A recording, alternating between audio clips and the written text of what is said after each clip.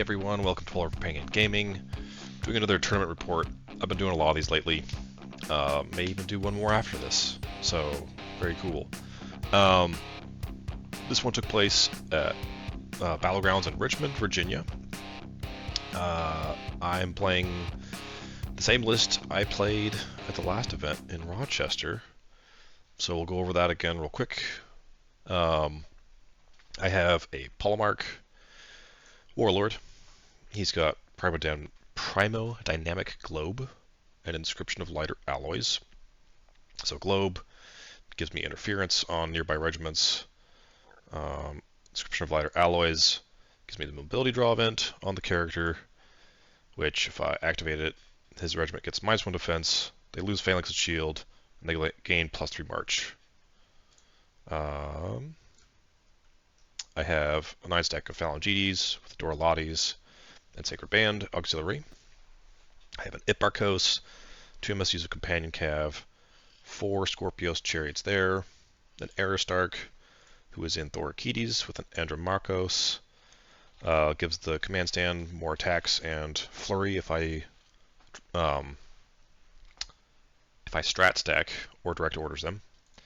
And then I've got the Minotaur Thyrant, gosh, I can't pronounce anything tonight. Or ever, really. Seems making cool Cleave 3 Linebreaker attacks. And then 2 more chariots, so 6 chariots total. It's a 13 card list. Yeah, let's get into the games. Alright, so this is round 1. So this was a 22-man event, just 3 rounds, just keeping it simple, one day. Wasn't a ton of space on the tables for stuff, so you see my opponent's got way more set up. This would be the end of turn 1 going into turn 2. So he's got way more set up than he would have. There just wasn't a lot of space to stage things, which can happen.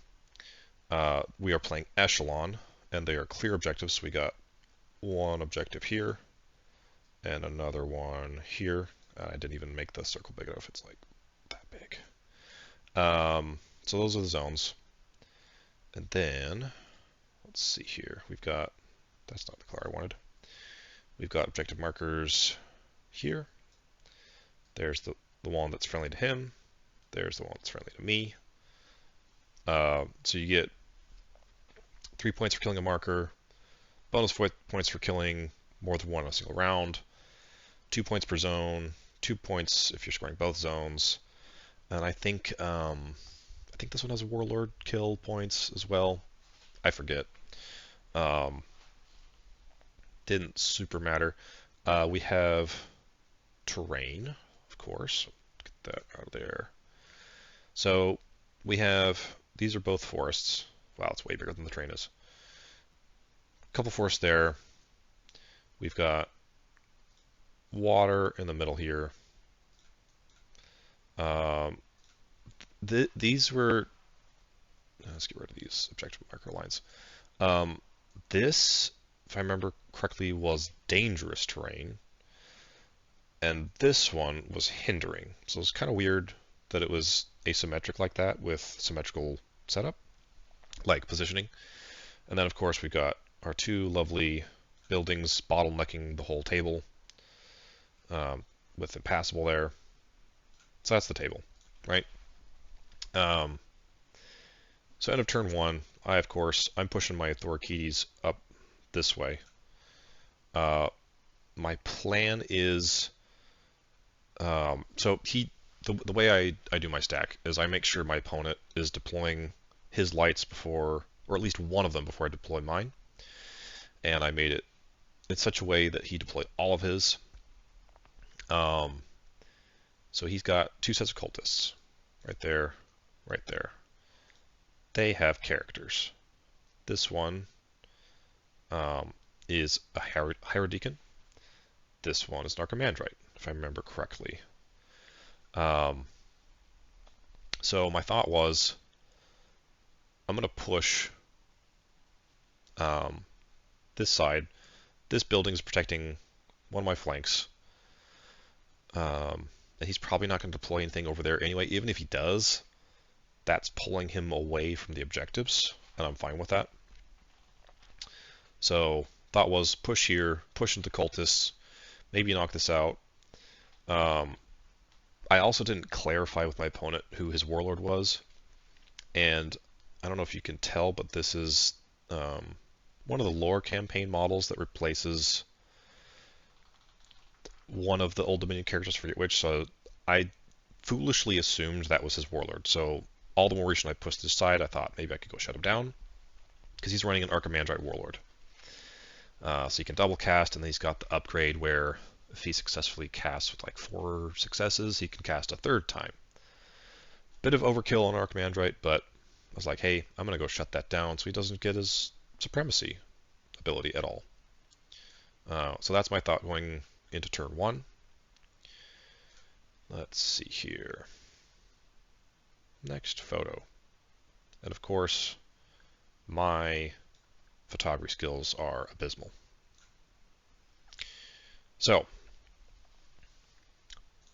end of turn 2 going into turn 3.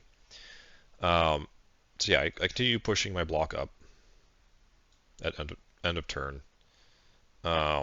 He sees this coming before it happens, and he shifts these guys over here. He doesn't want them to get hit.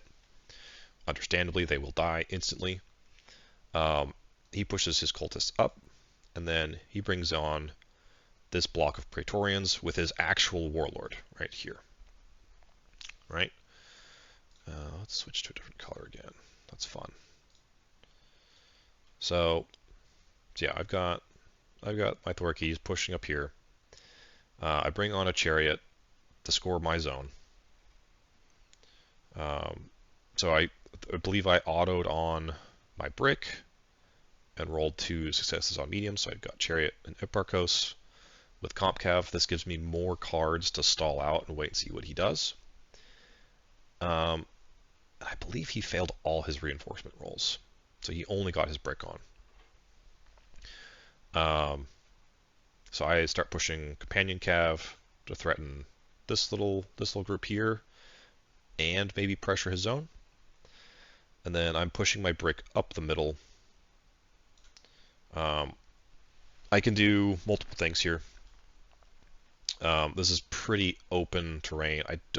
My brick doesn't care about any of this terrain. I can sit in the water, and because I'm going to be always inspired from Strat Stack or Entourage, I effectively neutralize that because my regiment is also base Clash 4. So I don't care about being in the water. I don't care about the trees. I have no impacts, and I ignore it when I'm always inspired. So really, this middle is free reign for my brick, other than this awful, dangerous terrain here that's kind of weird. So I'm pushing up. Ideally, I was thinking I'd threaten his zone. If not, I can flex this way. So that is my thought there. Next turn. So, bit happens here. First of all, I went first and just immediately murked these cultists with my Thorkidi brick. Excellent. That's going to put a lot of pressure on him, and it did. You can see he autoed on his Theocrator. He got 2 regiments of Caryatids, Legionnaires. I think that just left 1 regiment of Legionnaires and his Bucephaloi to come on. I, this turn, had a horrible reinforcement roll and only got 1 more chariot and MSU of Companion Cav. So I still have 4 chariots to come on. Now, so he pushed on his Theocrator here to respond to these Thorkidis. Did some magic damage. He also has Caryatids right here, who also did some damage on my Thorkidis. Didn't break them. They're still holding. So he then pushes some Legionnaires here to help pressure. I think these Caryatids also shot. These Thorkidis were just holding out strong, shaking off all these attacks. Theocrator may have even failed his spell. I know he failed to kind of a weird spell cast moment one turn. Um, but yeah, they're D3 untouchable, so that really helped soak wounds. Then of course the cow with his 7. Let's see. So he pushed. He was really afraid of my brick pushing up. So he he was asking what my threat range was, and I was letting him know I can effectively cover his zone if I want to next turn. So he was really timid. He just pushed up, so he was just barely towing on onto that zone there that you probably can barely see. I pushed Comp Cav up because these guys retreated backwards. So now I can flex either direction if I want to. And I also brought a chariot on from reinforcement line at an angle, and I think I shot at the cultists and just failed all my hits, which was fine. But I've got good pressure. I've got him barely on his zone. I mobility up. I don't normally pop it this early, but I set up here to supremacy, to pop my supremacy, automatically go first, because really this brick is the thing that annoys me the most in his list. So my thought is I hit it and neuter it before it can even, before it can get Bastion up and all that. So it'll be weaker. So yeah. At this point, this is his first turn scoring, so it's 4-2 because I've scored this other zone 2 turns. And yeah, so I go into supremacy round. This table's getting ugly with all the dead things. All right, so I have supremacy. I come in here. I think I break the regiment because this brick puts out just a metric ton of attacks. I think I average 35 attacks when they're still full. So yeah, I break them. I now have all of my stands on his zone. I think he might have 2 stands on the zone. And then I march charged the cultists. Bring this chariot around. Thorkides die to the Theocrator. I had another chariot here, which I pushed up, basically just stall him out. Gave myself an angle for these Comp Cav to come in by angling my chariot. Made sure he had to clash me to kill me, so I was in this little forest, so he lost his impacts. I made that big old angle so I can start chewing on this slug. The Legionnaires had also charged the Thorkies in the side. They did like a couple of wounds. They didn't do much. He pushes up his Caryatids. I think he shot here, took out 1 stand. A Phalangides, pretty ineffective. I popped Fight in the Shade beginning of the turn, so he's reeling 1s. Get rid of some of these lines. I was hoping to kill the Theocrator with just the Comp Cav charge because the Thorkies also charged, did some damage. But I think it still had like 7 wounds left or something like that.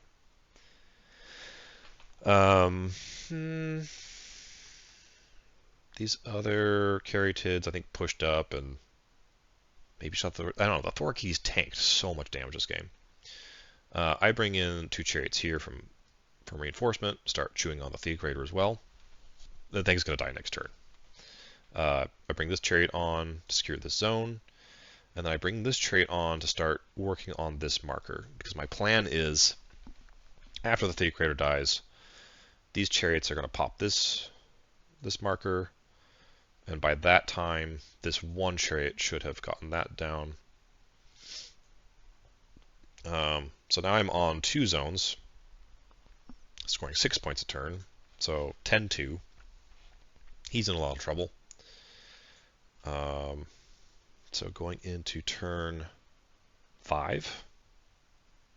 Yeah, that was turn 4. Wild. Um, I think I went first again, and Phalanges obliterate the Praetorian block, and then I reform. Oh, hold on. Let's go back for a second. I forgot to say he brought on legionnaires here, Bucephaloi here. Uh, yeah, that's kind of a crucial bit of information. So Brick kills and then reforms because he had these legionnaires and I wanted them to be angled. Um, I stalled out here, so I strat stacked those comp cab that were there because I wanted to stall out. I didn't want the Bucephaloi to hit me. I wanted to hit them. He clashes with the cultists and then withdraws. They die. So then I pop my strat stack and charge the Bucephaloi. Managed to kill a stand, do some wounds, stalls them out even longer there. So they're not. So I'm buying time for my brick to not get hit by a Bucephaloi. What I got going on? These other legionnaires I think came across here. Caryatids came forward, probably still shooting my brick, doing very little. Theocrator dies from chariot volume. It looks like I picked off a stand of legionnaires as well. This chariot advances, still doing wounds to that. These chariots are primed to take out that marker next turn, and I'm still scoring both zones. Oh yeah, and this, let's erase these. Pink is not a good choice actually, now that I'm looking at it, because the table color. So let's switch that back to yellow. This Chad, he's coming around. He's peppering these Bucephaloi. He's doing great. So it is 16-2. Opponent's in really rough shape. This Chad Chariot, I believe reformed and charged. Again, holding these Bucephaloi down even longer.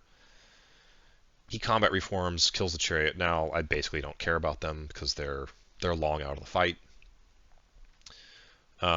I was not quite in position to one-shot this marker. So this Chariot just comes up to support. I believe maybe shot at Caryatids, maybe shot at Bucephaloi. I don't know. Didn't matter. He's getting on this zone. These guys pop the Legionnaires and then charge Caryatids, so it does R of Death damage to them. I think they tried to withdraw. Took more damage. Chariots finished them off. So he's down to this regiment of Caryatids and this regiment of Bucephaloi. Everything else is dead. I still have 4 chariots and my brick. It's pretty much game at that point. Do I even take more pictures? Yeah, so I killed both markers, same turn, even more points. At that point, we scored it out. You know, I had erase these lines. I reformed the brick, coming back around to deal with this Bucephaloi, who'd killed the chariot. I pinned these Caryatids so they stop shooting, and my chariots are free reign. Like this is game. Yeah, so that was game 1. 57-2. Next game. So I played Josh. Josh, man, I've been meaning to play a game with Josh, or meaning to. I've been wanting to play a game with Josh. We've been to the same events a few times. So I was really looking forward to this. I've kind of seen some of his games as a spectator before. He's looked like a solid player, and after this game, I thought he was. Josh is playing Spires. Spires are pretty new. I intend to post the event that has the lists in the description. I don't really go over my opponent's lists. It's a lot of information to track down. But I can look at his cards here real quick. So he's got... he was running Pharaohmancer, Warlord. He had 2 Abominations. He had a Terraphon. He had Marksman Clones. He had big block of Force-Grown Drones. He had a Biomancer. He had Desolation drones, and I forget what else. So he has no lights, though, because he makes his Force-Grown drone block medium so it can score. So turn one is mine. So I just have my Thorakides rocking up here. We're playing Grind Them Down. I make sure to stay off. Oh, let's mark out the zones again. I'm playing the exact same table, exact same terrain layout. Small zone here, small zone here, small zone here, small zone here. Big zone under the water. So grind them down. You can only score one zone, but you pick one of the small ones that you're not touching, and it's worth 3 more points if you seize it. You also have 2 points if you seize 2 zones. That is all the scoring. There's no kill points. So yeah, I'm just positioning my Thorakides more central. I want to be able to threaten the big zone and the small zone, and staying away from the dangerous terrain. And also kind of moving towards that forest on his side because I know he is shooting. So, turn 2. Turn 2, we get a lot on. So as you can see, he's got, what's that, 5 regiments he got on. I autoed on a chariot to make sure I could score a zone. Or maybe it was my comp cav. I forget which one I did. I made sure it was something mobile that I could score a zone. And then I succeeded on 3 more. My Thorakides, so I'll typically pull Aristarch first card, get them untouchable. My second card is my Thorakides, so I strat stack them, or I can entourage them if something's been thrown my way. So they're usually towards the last thing that marches forward. They moved up a little bit. He claimed this zone as his additional points one. He got his Terraphon up here to touch it. I did the opposite one. Got my chariot up here. Same thing, just toe touching it. He, as you can see, positioned his drones in the middle here. These are bound clones. That's what it is. Bound clones with a high clone executor. He pushed up his A-bomb, so he's got 2 zones that he's scoring. I chose not to score 2. There's like a mathematical solution to this where you want to be scoring the middle zone, and then you want to dance back and forth off these side zones. So I'm trying to maximize points off this scenario. So it's slightly optimized for me to stay off this zone this turn to guarantee that I get my pick and 2 zones next turn. Because I'm not confident that I'm going to steal the middle zone from the Force-Grown block. And then he brings on his Warlord with Brute Drones. So Brute Drones are now very, very tanky. So I position my block, you can barely see it, right down here in this corner. My plan is, I'm doing kind of a decline flank, where this is going to be my strong side on the right, and I'll do what I can on the left. Mostly just trying to stall him out. Because the A-bomb is March 8, he can get to March 9 if he strains it. So my plan is Brick is going to come up here, steal both these zones, and then pull across the table as needed. I don't want to hit that brick head on because that exposes my flanks of my phalanges. So that turn, 6-4 his favor because he's got 2 zones. All right, so this is looking at the end of turn 3. Let's see, what else did I get on? I got a couple chariots on. There's 3 chariots on. So I have 2 more to come on next turn. What did he get on? So he got on his marksman clones, he got on their A-bomb, he got more brute drones. I believe that was it. So he still has Deso drones to come on. I believe that is the only thing he has to come on still. So he pushes his drones up the middle.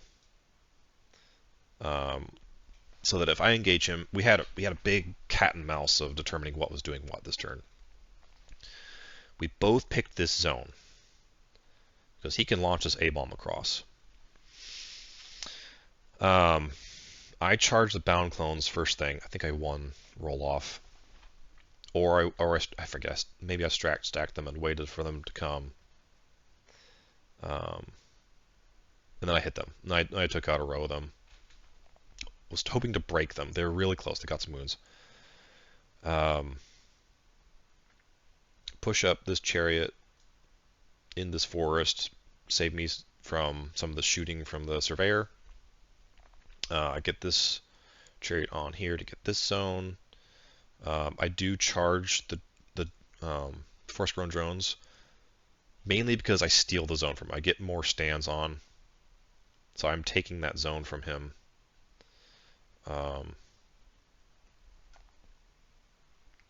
Got this chariot up here to support, and then I did something that I knew I would lose my regiment to, but it was to prevent him from getting this zone, from taking it from me. I only have a chariot on here for one stand. A-bombs count as 3. So I took my cav and I march charged into the flank of these bound clones, hoping to break them, and I knew it would prevent the A-bomb from getting past me and getting this zone. What I didn't expect was that the, the companion cav survived. I only lost a stand. I thought for sure they would just die, but they survived, which is great. And then I positioned myself so he brought up his brute drones. He's kind of hemming and hawing over this again, asking me my threat ranges. This is a tough pill to swallow because he's basically already lost this side.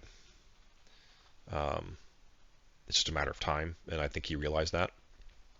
So he pushes up the drones, or yeah, the brute drones, just try to slow me down, buy a time for the surveyor.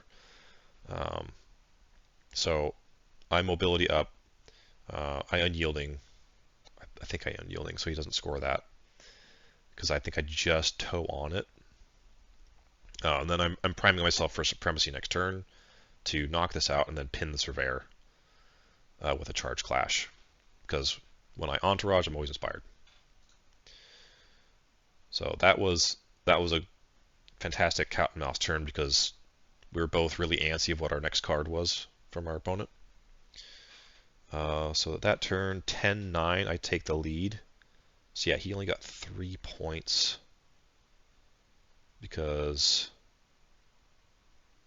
Oh no, I must not have been yielding then because he's still scoring this zone for 2. So he scores 2 zones, but I score, but he doesn't score the bonus for getting the zone that he picks. So I pull ahead by 1 point. As you can see, a lot of stuff died this turn. So yeah, I supremacy. I had already chipped at the surveyor, so I supremacy, blow up his drones, charge the surveyor that was here. It takes R of death hits. This chariot comes up, finishes it, hits it up. Then I've got 1 coming on from reinforcement here that finished it off. I was not expecting to kill it that turn, but that was great for me. And of course I picked my zone pick. That's right, I wasn't quite on the zone because I wanted to pick that one as my zone next turn for being worth extra points. Comp have died to the drones. I think I even got to swing first and I still died to them, which is very sad.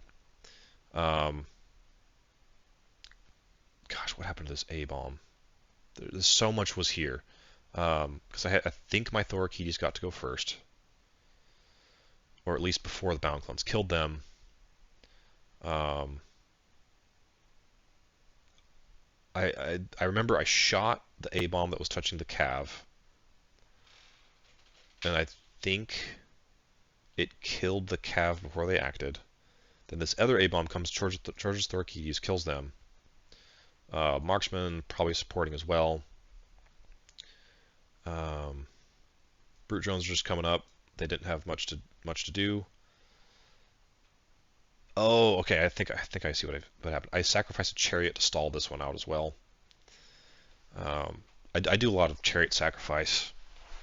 It is extremely effective.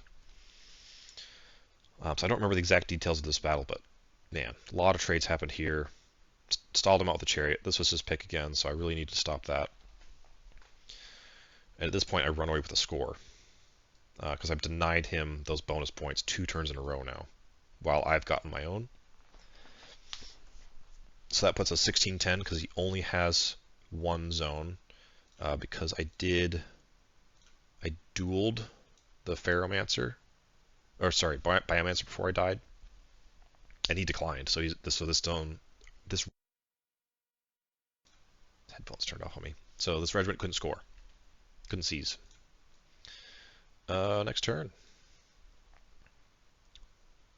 Oh, he also brought Dezo's drones on last turn. I basically don't care about them. They can sit and shoot at me all they want. I'll just keep proccing Fight in the Shade. Our bricks both turn to face each other. Chariot's cruising around, doing work. This chariot's here now that came from over here. I've now lost this side, which is fine. They've held out long enough. Again, I'm doing decline flank. Chipping away at the A-bomb. And this chariot survives with one wound from the brute drones. Yeah, so now it's 22-16. So he did score 2 zones again, but he's running out of steam, and I am not so much. Still a really close game though. We have a brick off. I kill his brick. He kills my chariots over here. I've still got one coming up this way. So I still have 2 chariots in my brick. He's got Dezo drones. They're marching up trying to get this zone. So we're each scoring only 1 zone. And my chariot and his strain managed to kill off a stand there. So that's going to slow down the brute drones.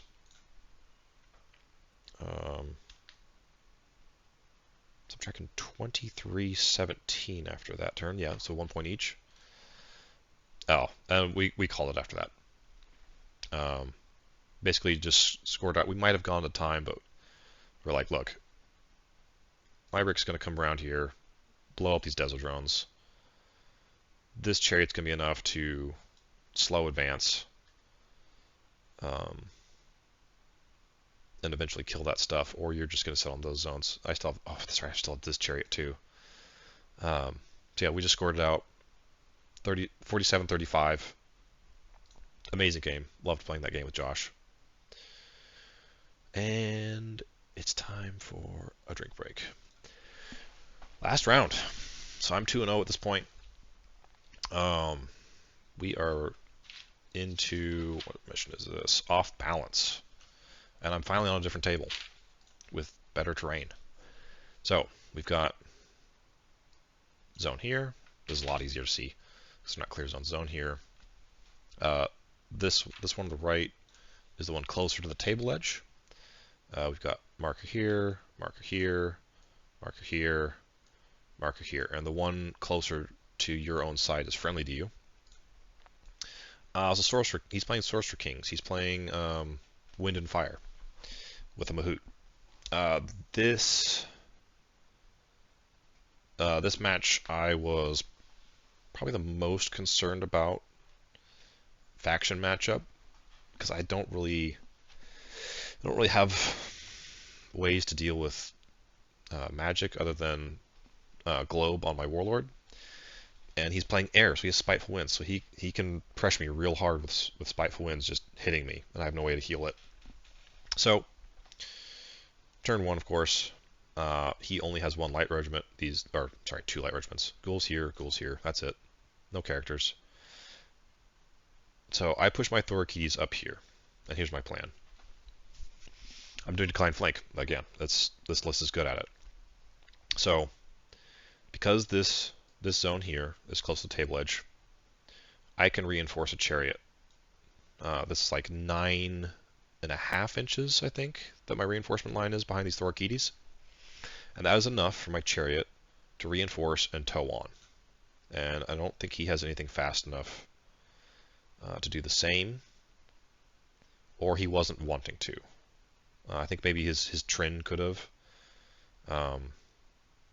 but he didn't choose to do that, partly because I played the chariot I'll play the chariot late if I'm trying to steal a zone like that. And then my brick is going to come up this way. This, I don't remember if it was hindering or dangerous.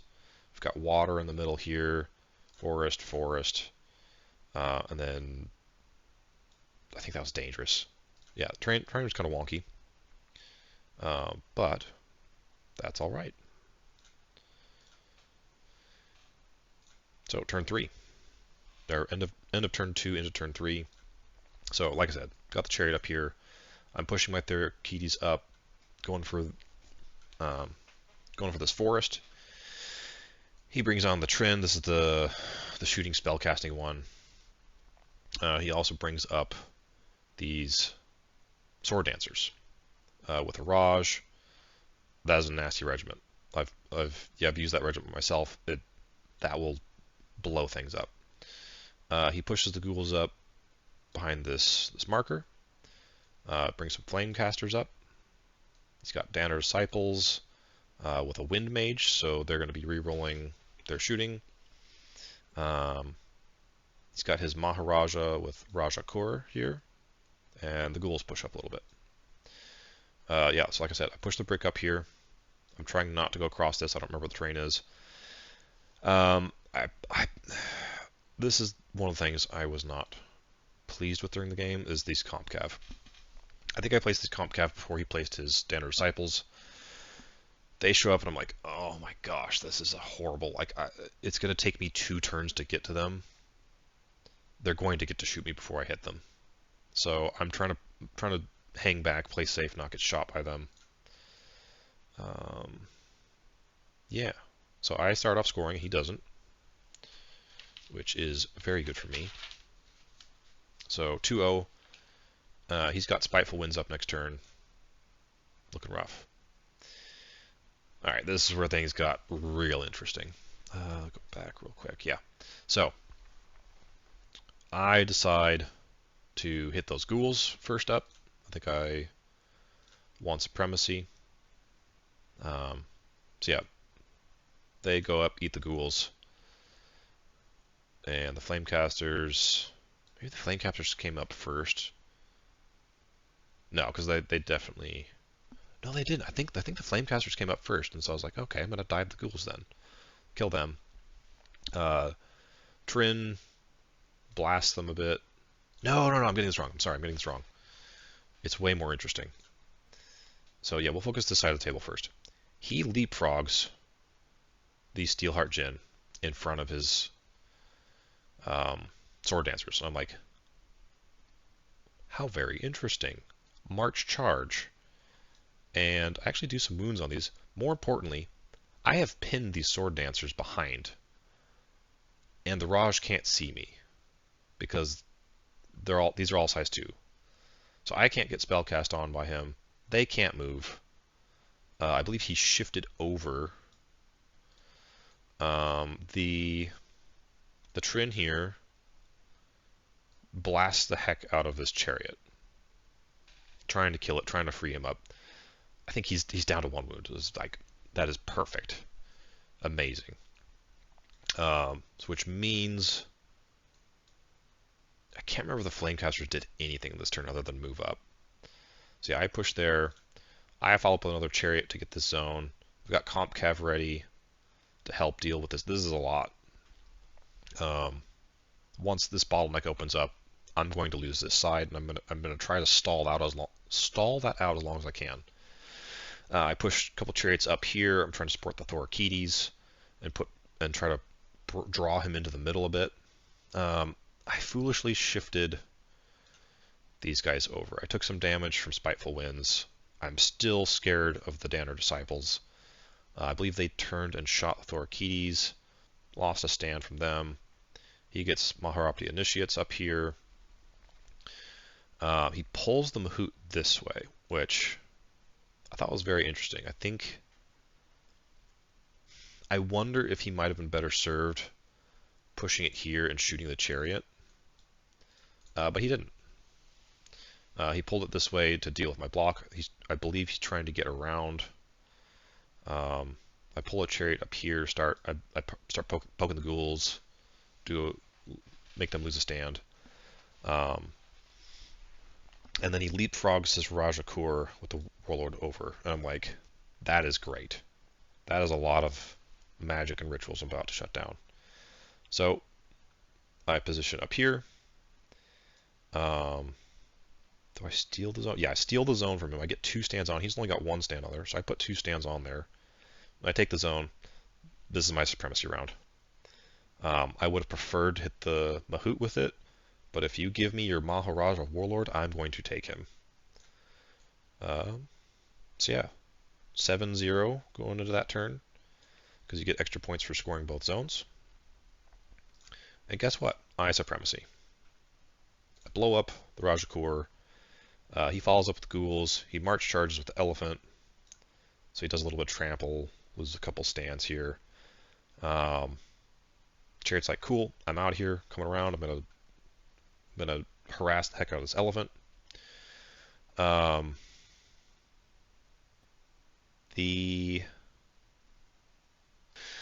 setup hates me tonight. Everything keeps failing.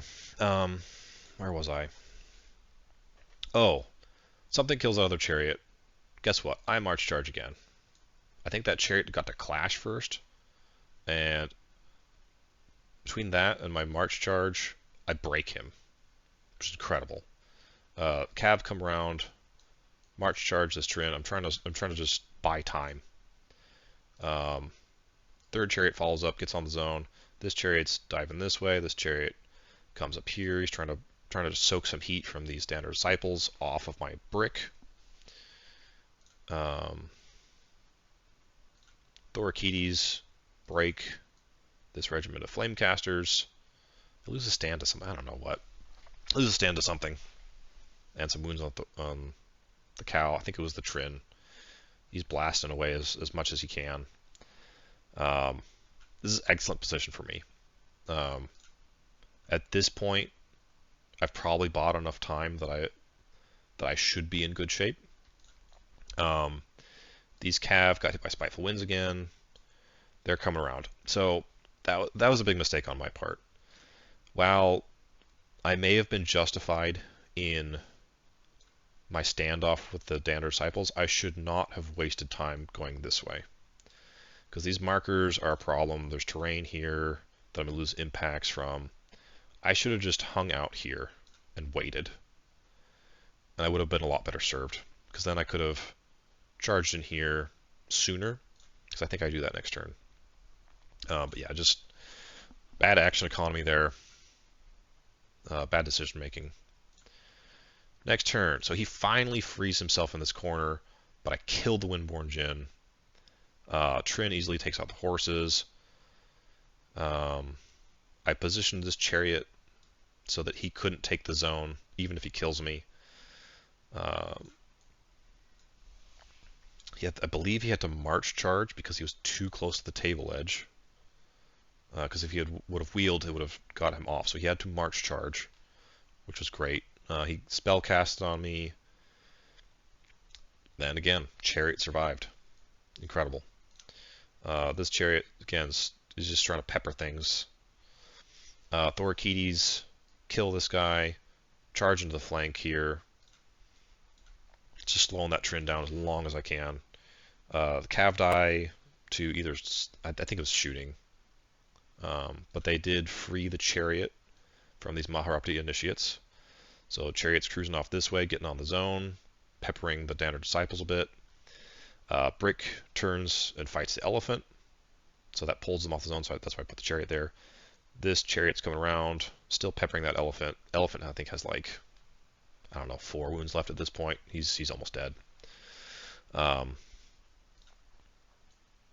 Yeah, so once again, I am scoring both zones. So it is now... Oh, and I killed Warlord, so we're looking at 14-0, or maybe this is 20-0. I've lost track of turns at this point. No, this is the last turn that I stopped him from scoring. So it's 20-0.